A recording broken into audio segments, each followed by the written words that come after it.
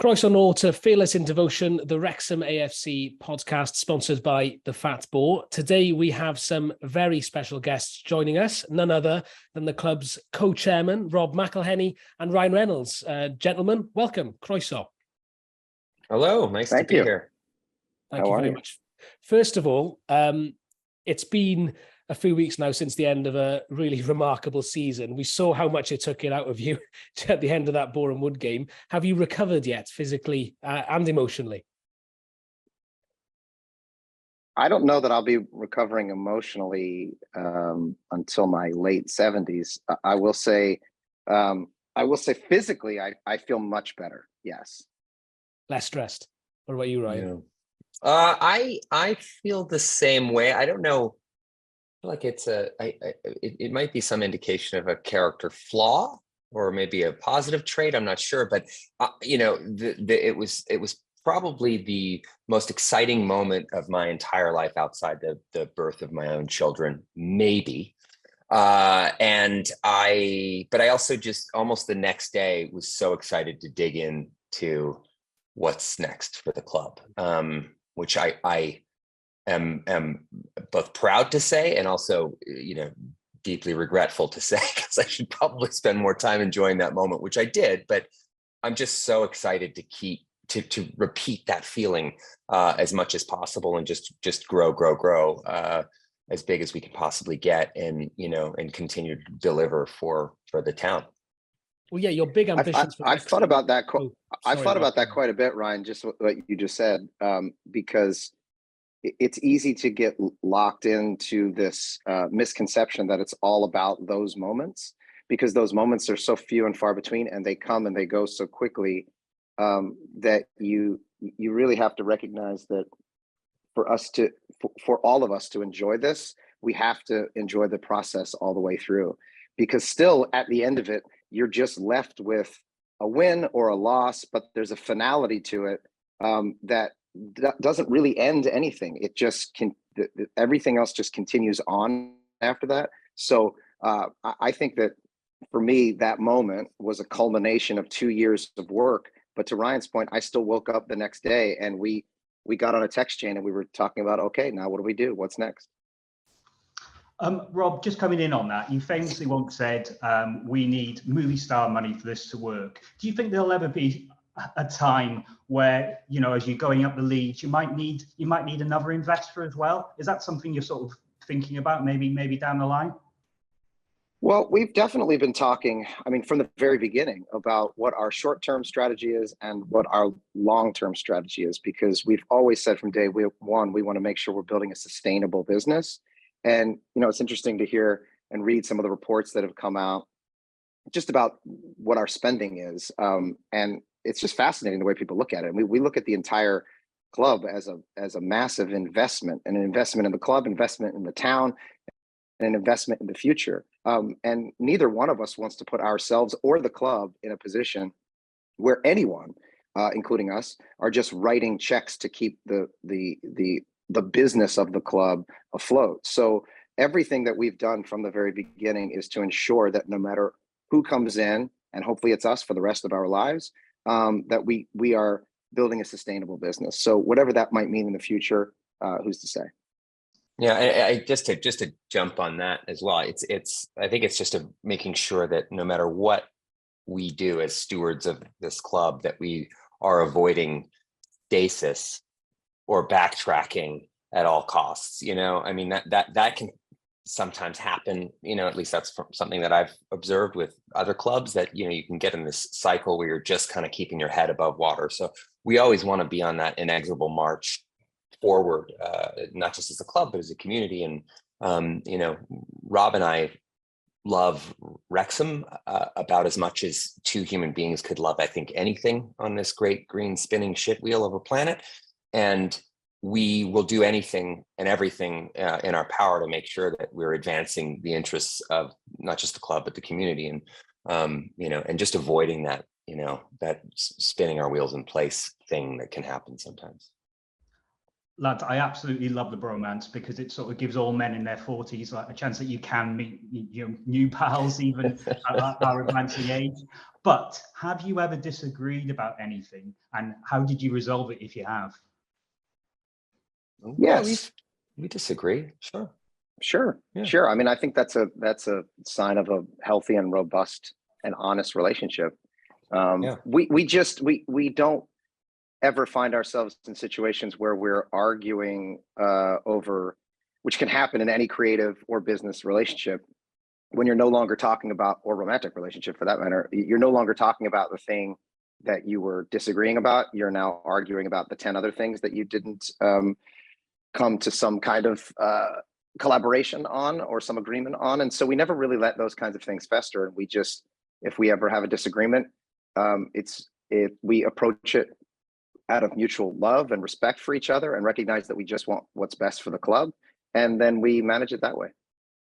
I would also say that that's a huge reason that we've managed to do this well so far, is that we've both resolved conflict in a similar way. I think we approach things, as you get older too, you learn how to resolve conflict that is in a way that is much more manageable. I mean, I think both Rob and I would much rather, you look at any situation, you're like, would I rather win here, or would I rather learn something here?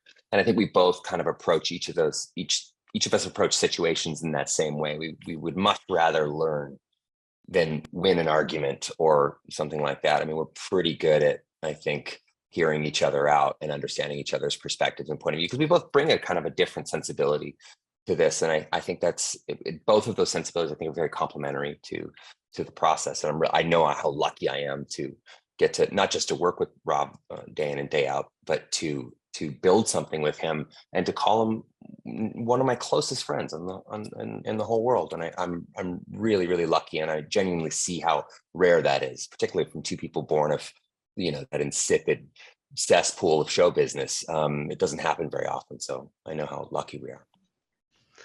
Gentlemen, what's the worst or the best piece of advice you've been given since you've been co-chairman? Best, if you can think of anything. If you can think of anything worse, please do. But best piece of advice you've been given so far? The people when we first went down this road, the people that I really reached out to and asked their advice were professional athletes, ex-professional athletes who were friends or friends of friends. And I asked them if we should develop personal relationships with the players, or if we should keep them sort of at arm's length. And I was asking because I was curious, but also because I wanted to make sure I was building the right type of relationship moving forward, and being as respectful as possible as I could to the people in the locker room, to the management team, and to the executive board, and to a person. Everybody said yes. And to me, that is just an extension of the way that both Ryan and I have approached everything, and kind of approach everything in our lives, which is listen. You can't really understand what someone's going through if you assume to know what's happening from afar. You have to ask them. So from the beginning, we asked the town, we asked the community, we asked the staff, and all the way through, we asked Phil and the management team. And then we asked the players, what is it that you need? What kind of experience and what kind of culture, or are we doing a good enough job? Where can we help you? What can we do to make this a better process for you? And it hasn't burned us once. And all it does is it further increase our ability to turn around and then give them what they need. Yeah, I would just briefly second that. I said, I think showing up and being unafraid to say, I don't know, because we don't know anything about, this world. We're here to learn and listen, and then, hopefully ask Wrexham to allow us to tell their story. And you can't tell that story if you're coming in with your own agenda and your own idea of what it is. You have to listen and sit back. But I just further to Rob's point, though, the thing I'm probably most proud about the culture around the club is I think we have the best locker room in all of sports. I really do. I think that dressing room is filled with people whose integrity matches their abilities on the field, and who are genuinely have that Three Musketeers, all for one and one for all sentiment, which I know has been abused in sports for so many years, but I really see it practiced day in and day out with these players, the staff, everybody, the grounds crew at the racecourse, and the supporters even. It's been, all of that contributes to how great that and healthy that locker room is. Yeah. Well, it was amazing to spend so much time in Vegas with them, because that's probably the longest period of time that I've spent on just a personal relationship with the guys, and having so much opportunity to speak with them. And I mean, almost to a person, I can't believe how many times I heard this over and over and over again from the individual players, that we were building something very special that you don't see in other clubs across the leagues. And that people want to play for this club, and they all the players talk across the leagues, and they see what's going on in Wrexham, and they want to come play for Phil. They want to come play at Wrexham, not just because of the fame of the documentary, or because we're on ESPN, or because, Ryan's tweeting about them. It's because there's a camaraderie that's being built and a culture that's being built. And I find it so fascinating that, and I kept saying this over and over and over again, it's just a reflection of you guys, because that's where it starts. The catalyst is us asking, what is it that you want to build? And then we're just facilitators of that. So it's not that Ryan and I have set the culture or built something. It's that we've asked people. We listen to the town. We listen to the administrators of the club. We listen to the manager. We listen to the players. And then we just facilitate that. By the way, you guys are a massive extension of that. I've listened to every one of the podcasts. And most of the time I'm listening, not because I want to hear the skinny on what's going on at the club. I know what's going on at the club. It's because I want to hear how you guys feel about what's going on at the club, because you're the beating heart of this. It doesn't work without you. It doesn't work without the community. And you guys are a mouthpiece for the community. So all about listening. Thank you. You've done such a fabulous job in your stewardship so far. On reflection, is there anything looking back that you think you may have done differently, or you might have tweaked in a different way? Is there anything that you think that there's just something niggling, maybe that maybe we could have done that slightly differently? My God, that's you have those feelings about everything you do every day, but all roads lead to here. I mean, I could give you countless examples of where I've made mistakes in my personal life, in show business, and all those things. And I'm so grateful for all those mistakes, because I was given an opportunity to, learn from them and grow from them. I mean, that's like, mistakes are just, fertilizer. So I don't know. Like, I think about the club and any mistakes. I mean, usually I kind of disregard it pretty quickly, because I've already used it and internalized it as a learning experience. So I don't think anyone could be flawless at anything in life. You gotta be willing to suck at something before you can be really great at it. If I could go back in time and change one thing about my professional career, it would have been from day one, just shortening my last name to Mac.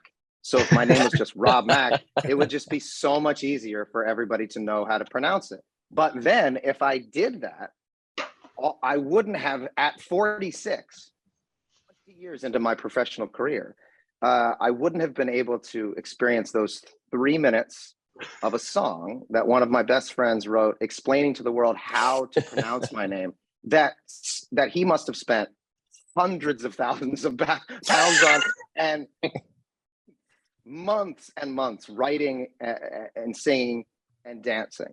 So have things improved since the song? Has the ratio of correctly pronounced name gone up? If I needed more evidence to understand the reach of Ryan Reynolds, I got it. I got it just from that video. I swear, truly, I walk around and people will look at me and they'll say, McElhenney, hey, Rob McElhenney, and wink. I'm like, wow. Hey, look, you got your name is in your name is in the Declan Swan song. I mean, I'm just the Deadpool. All right. I mean, there is a brief mention at the end. I'll give you that, but for the most part, I'm just the Deadpool. Might need a song for Humphrey next, so people stop calling him Ker instead of Car. Yeah. That might be the next one. Exactly. I've been quoted as saying, that you've fallen in love with the area, you miss it when you go away. Have you both got plans to put roots down locally at all? I mean, I've got 4 kids here in New York. There was an article that said I bought a home. That's which I read, but that was not accurate at all. look, we love it. You know, it's just it's to move entire families over there would be I don't know, that would be a real act of superior third degree black belt manipulation on my part. I don't know. I don't know that I could pull that. I could pull off a lot of things, but I don't know if I could pull that off. Both my wife and I love coming over though. You know, but yeah, we also love going to California, but we don't live there. So yeah, maybe one day, who knows? Yeah, I've taken 9. I looked at my calendar, and since December, I took 9 trips to the UK. 9 trips, since December. Eight trips, God. 8 trips to Wales and 9 to the UK since December. So at a certain point, it's just not economically responsible for me to be making those trips over and over again. So my kids are a little older, so I might force their hand. We'll see. Yeah. What's the most interesting thing that either of you have learned about Wrexham, either as a place or a football club, since you got involved? That's a good question. I think it's how aesthetically beautiful the town is. Keeping in mind that it was months before from the time we took stewardship of the club till when we actually were able to come because of lockdown. So we would see photos and a little bit of grainy video, or we would talk to people, and we kept hearing a lot of the same words over and over again from the people of the town. All of which were true, hardworking, blue collar, salt of the earth. And so that creates a vision in your head of something that was a little bit more cold and hard. And then you come and visit the town and it's aesthetically so beautiful. And maybe again, that's a projection of my version of when I hear those words as they are used to describe American towns.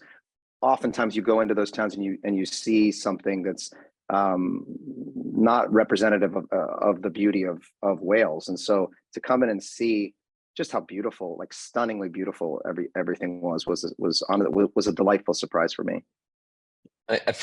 For me, it's probably how impossibly kind the town is. I mean, people that come from other countries, from America, from Canada, from other parts of Europe, it's amazing to me to hear so many stories of locals just offering people a ride to the airport or a ride to their hotel and that kind of thing. That I've had friends that have come there from Canada and from the States who have never once mentioned that we were friends, and they were just completely blown away. People in Wrexham would give them the shirt off their back if they needed it in that moment. And you can't fake that, you really can't fake that. And that's the thing that I think I've been most impressed with, is somebody who grew up Canadian and there's a real kinship there that I feel between Wrexham and Canada in that sense. We both have much louder, bigger, attention hogging neighbors. You guys have England, we have the United States. So I think that creates a kind of camaraderie and a kind of identity within the country that you can't replicate. It's just really special, and I see it in Wrexham and certainly in Wales. That's great, gents. We do a quick fire round in this podcast. Would you indulge us if we're really quick? First thing that comes into your head, out of everyone at the club, who loves the camera the most? Who's been really enjoying the limelight? Ollie Palmer. By far, not even close. Every time we've come as a family and stuff, we'll walk down to the locker room and Ollie's the first guy that walks out of that dressing room completely shirtless to have a conversation with my wife. Well, I was like, Ollie, put a fucking shirt on and come back out like a gentleman. Ollie is one of the best guys we know, genuinely one of the best. He's also one of the funniest guys I know. And I'm also really thrilled for him, and his clothing brand, Wrexham. It's just been great. Nice to see him soar like that. Next up, what was your one favorite moment of the season? Rob, do you want to go first? That is so unfair. That is so unfair. I know, no time. Favorite moment of the season. Wow. Okay, if I'm being dead honest, my favorite moment of the season was Rosie Hughes scoring that goal at the end of that game. I think having followed that part of the organization for the last year and following Rosie's story very specifically, and how cathartic that was for all of the women, and what a dream come true for so many of them who are used to playing in front of, at the most, 400, 500, 600 people, to be able to play for 10,000 strong. For me, it wasn't just a celebration of the women, it was also a celebration of the town itself, and kind of emblematic of exactly what we were hoping would happen with this town. The way that they've galvanized around the entire organization, and that you all show up for each other. So we weren't sure that when we opened up ticket sales for that game, that it would have as much interest as a men's game. And it was because the community rallied around the club and each other and said, let's show up for the people of this town. And there was just something really, I get goosebumps when I think about it right now. It's not just about the win, because the win didn't really even matter. They had already won the league. It was just that moment of 10,000 people showing up for another member of the community that I just found beautiful. For me, well, I mean, Paul Mullen wants to be the male Rosie Hughes. One of my favorite moments was that everyone signed his one of his hat trick balls, and I think it was Jordan Davis who wrote Rosie would have got 4, which I just thought was great. And but I gotta say, for me, it's pretty hard to top the feeling, when Ben Foster saved that goal. I think it was Sedwin Scott, I think, for Notts, is that his name? I think.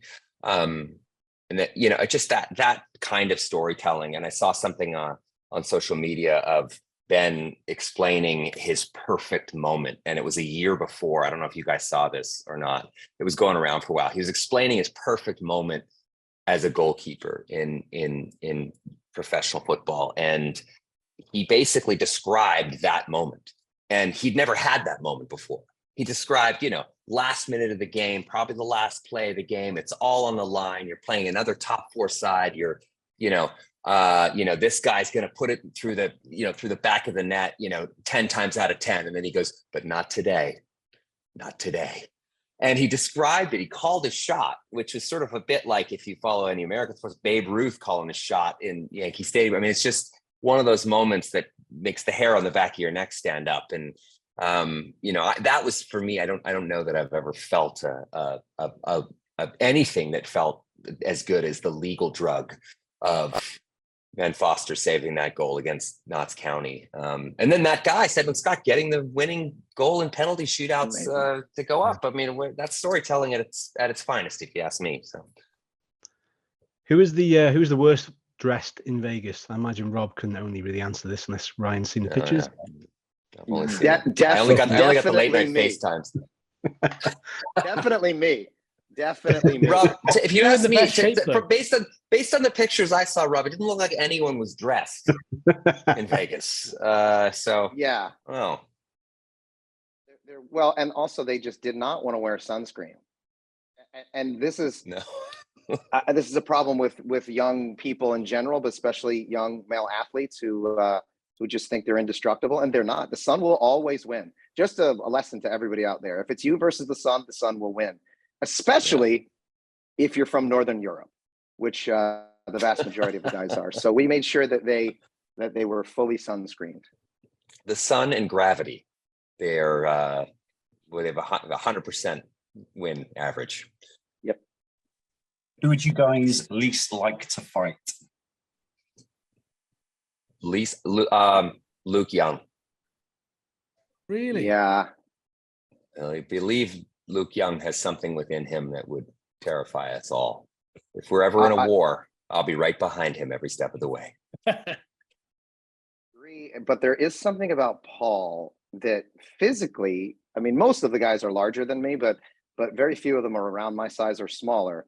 But I look at Paul and I'm like, okay, I could probably take this guy 20 years ago, but I look into his eyes and there's something there that's like a bird of prey or a hawk or an eagle that's just looking to tear things apart. And I actually believe that is what separates Paul from everybody else. in the league, in a few leagues. He is immensely gifted, hard worker, but he's got whatever that killer instinct is, he's got it, and I don't want any part of it. Paul has that thing too that I think separates, just like mortals with superhumans, which is that he has the head for that last minute game winning clutch kind of player, that you just, because you see lots of guys that score lots of goals, but they just don't show up when it matters. Paul's the guy that you want out there. Paul's the guy that you want to control that ball in the last seconds, the dying seconds of any match. So you always see that. It's funny you said a bird of prey. I always think of him as a shark when he's out there. Yeah. It's like he's just looking for chum. It's like this wild thing to see him come out of the dressing room after halftime, especially if we're down a goal or something, and he just looks fucking angry. And it really is, I think, his engine. He's a Wrexham legend. We'll try and fire through these. I'm conscious of time. Remember, they're quick fire. Loving the answers, though. That's fine. Yeah. No, loving it. Rob, you've just been to Vegas. Who's the unluckiest player at the club? I did not gamble with any of the gentlemen. I'm just going to be straight up with you. Whenever they went into the casino, mom and dad took their leave. Wasn't it Max Clayworth who wasn't old enough to actually enjoy anything in Vegas? That Max is the most unlucky, and to their credit, every once in a while, he would not be allowed in certain places, and guys would stay out with him, and they would find other things to do. He entered Vegas a boy, but left a man. Yeah. Next one. What's the weirdest interaction you've had with a Wrexham fan? And if it's me, you don't have to answer. I wouldn't call this, well, I would call this weird in the best of ways, but from that parade route, top of that bus, and it was kind of amazing because there was a sea of 40,000 people, but throughout that we were moving so slowly that you were able to make direct connections with people. So there was a moment where I reached out, where I just looked out and saw Tim. And Tim, were you with your father as well? I was, yeah. Yeah, so to see you and your dad out there, and I had met you guys a few times before, but I'd met your father before in the turf, and it just those kinds of connections that we could make throughout that experience, where everybody who has been a part of this journey was all in one place along a 3-mile parade route, and to have those individual interactions with them, if only for a brief second, was really special. I haven't had any weird experiences. I maybe I'm biased, but everybody in Wrexham is beyond reproach. You guys might have a different answer for that, but obviously Kings of Leon playing the Racecourse soon. What bands would you like to see that's high on your playlist that you would like to see there in future? Taylor Swift. Taylor Swift, yeah. Beyonce. I think we're going to need a few more. I think we're going to need a few more seats, Rob. We're picking people that play these they play the biggest of the big stadiums. I guess I don't know. I would love to see any band that either ones I grew up listening to or ones that I've found as an adult. What a venue the Racecourse is. I love that's happening now. I love that Kings of Leon are playing. That's a huge act. And here they are. We are so excited to host them for not one but 2 nights. What are the dates, Rob? May 28, 29? 27, 28? 27, 28. 28. Yes. Can't wait. And I know that Saturday is sold out, but I don't know if the 28th is sold out yet. So there's still tickets available. I think there's still some tickets for the Sunday show. Buy them, people. Buy them. Yeah. Gents, thank you so much. Before you go, I really, really wanted to ask you, there are people who say you'll get bored soon when Wrexham have a bad season and it'll all end in tears. I'm sure you sometimes see these comments. What would you say to those critics if you had a chance to speak to them directly? I would say that we're both relationship guys. I think that's pretty evident throughout our life. We find the one we love and we stick with it. So I don't know. I get that that's kind of I find that to be a bit of a lazy sort of position to take. Maybe it's valid. Maybe they've had, I don't know, but I don't think there's any, you have to look at what's happened, and you have to understand, like, this is sports where anything can happen. I mean, it's just, that's just the name of the game. So yeah, we don't pretend that it's just salad days ahead. This is this is a journey. The great moments that we've had so far do not exist without the bad. That's just football, right? It's a heartbreaking shitstorm of a sport, and we're all addicted to it now, and at least I am now. And you have to have both. So I don't know, Rob might have a different perspective, but that's my. I just kind of find it fascinating that people assume that this could ever be boring in any way, stretch of the imagination. I could use lots of words to describe it. Boring would never be that. The things that we've done and felt over the last 2.5 years just don't exist in our world, or any world that I can think of. So certainly getting bored would never be on the list of things that would happen. But I just think about any cynicism or criticism that we might get, that is just simply by nature not creative in any way, or helpful in any way, is generally just a reflection of how someone is feeling about themselves and something that they may have gone through in their life. And so, if people have opinions, which they're very much entitled to have, they can keep them to themselves, or they can put them out into the world, but it's got no bearing on the way that I look at things. Great answer. Gents, thank you so much for being so generous with your time. We really appreciate it, and your continued support for all the podcasts. Thank you very much. Well, I'm so happy to join you guys on Fearless in Devotion. Thank you for having us. We really, really appreciate it. Thank you, guys. Thank you, guys. All right. Awesome. Oh, that was great. Thank you very much to Ryan and Rob. Thoughts, gents? Wow. Just I didn't realize we'd get so much time, but I think they just love talking about Wrexham. And, once they got into the groove and they started doing that sort of thing where Ryan comes in and backs Rob up and vice versa, I think you can just tell how much they enjoy doing this, and they enjoy talking about the club and the town. Men of the people, aren't they? I mean, any other chairman at any other sports institution in the world would probably pay you a bit of lip service, but everything they say is just so contrite and genuine and humbling. And it wasn't, it was a couple of minutes in, and they made us all feel like, oh yeah, we haven't seen you for a while, how are you? It's like, okay. And it's so nice and so reassuring that they have that warmth and humility to do that. So yeah, it was an absolute privilege and a pleasure. One good thing, I really got a lot of close-ups of Liam's thumb. Like, literally, it was like, if there's a 3D version of this. I was actually bricking it because I am in a little bar in Tenby on a caravan holiday, and for the past hour and a half or so, I've just been bricking about being able to make it on. But no, it was worth it. You missed before when a dog took a table for a trip just in here, but that was an absolute privilege though.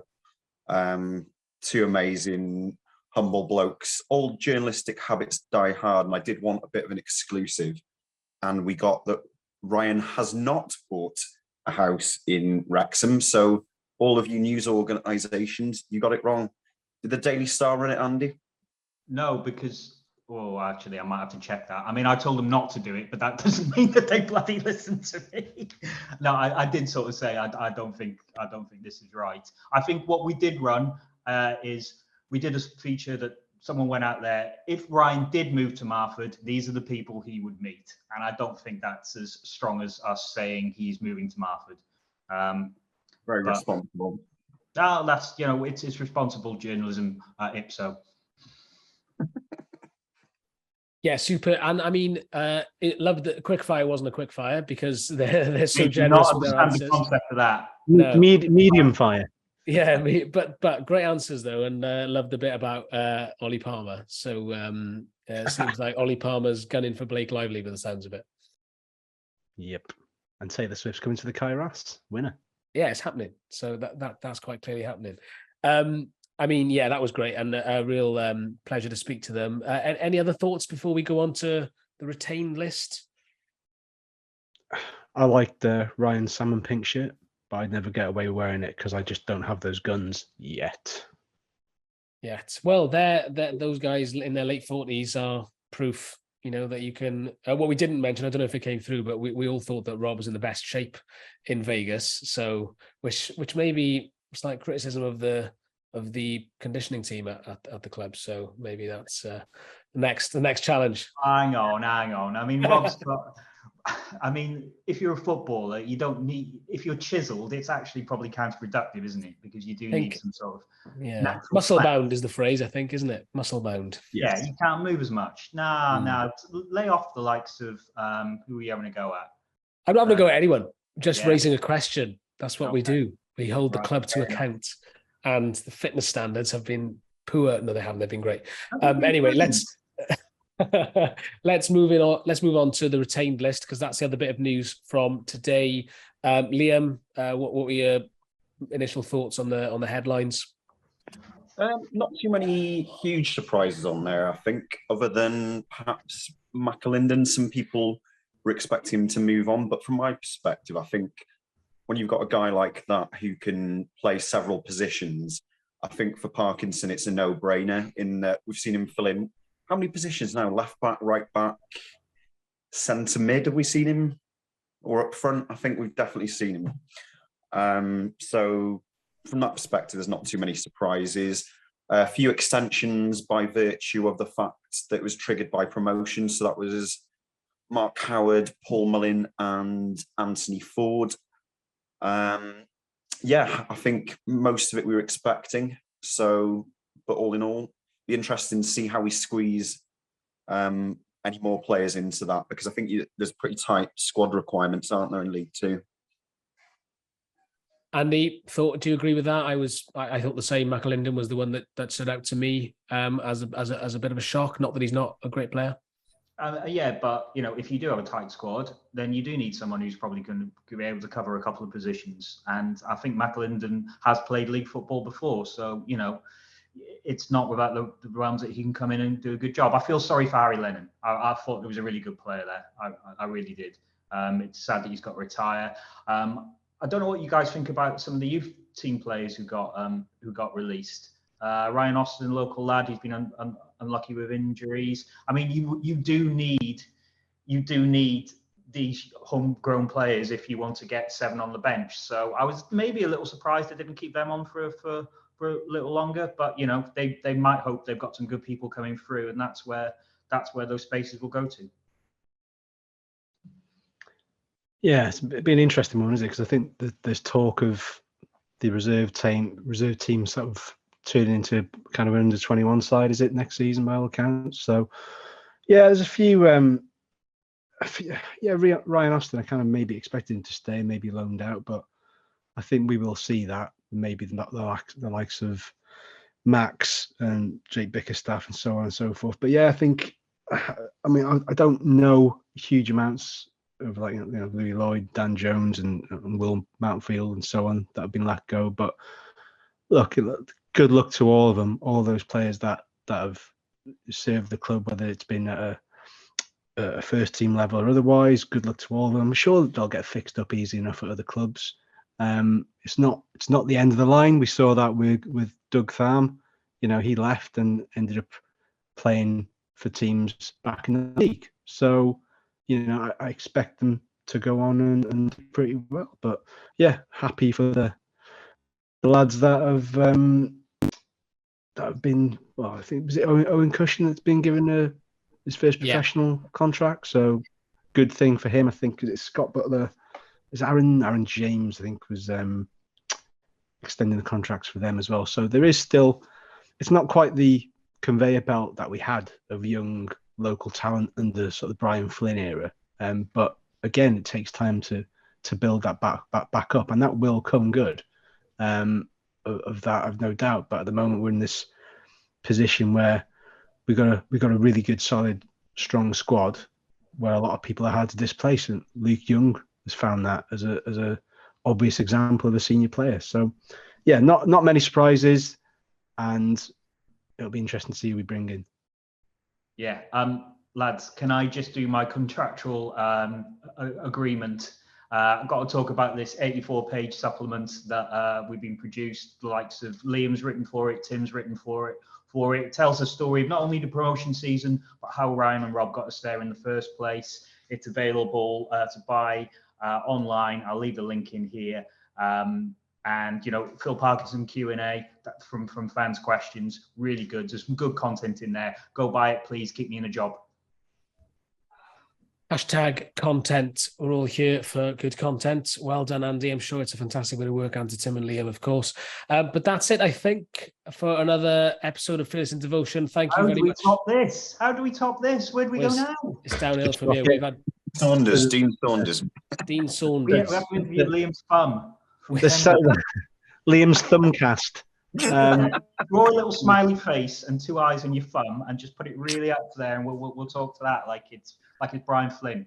It was like a Leslie Grantham webcam moment. Google that stuff if you don't know what we're talking about. Don't kill me again. All right. Right. Can I just say thanks to everyone, but especially Ryan and Rob, for being so great with their time. They didn't have to do this. They don't have to come on a fans podcast and give us half an hour and talk Wrexham. They're both busy men, but they did, and we thank them so much for doing it. Well said, yeah. Well said. Thanks all, and thank you guys for listening. See you next week.